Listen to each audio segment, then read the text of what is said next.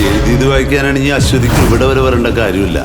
പിന്നെ കർമ്മയെക്കുറിച്ചോ ഇതിലെഴുതിയിരിക്കുന്ന ആളുകളെ കുറിച്ചോ അറിയാനാണെങ്കിൽ അതും ഞാൻ പറയാം.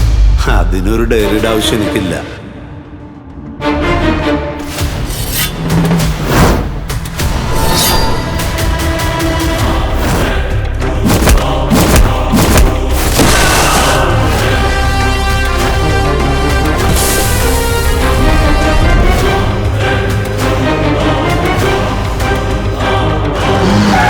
കളി മാറി. നിങ്ങളുടെ MLA അടുത്തൊന്നും നിൽക്കില്ല.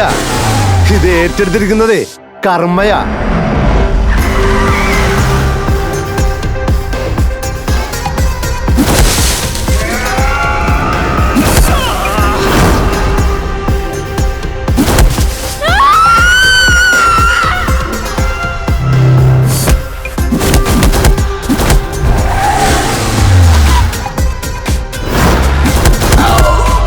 അവന്മാര് കയ്യും കെട്ടി വെറുതെ ഇരിക്കുന്നു ഓർക്കണ്ട രഘുവരൻ നീ.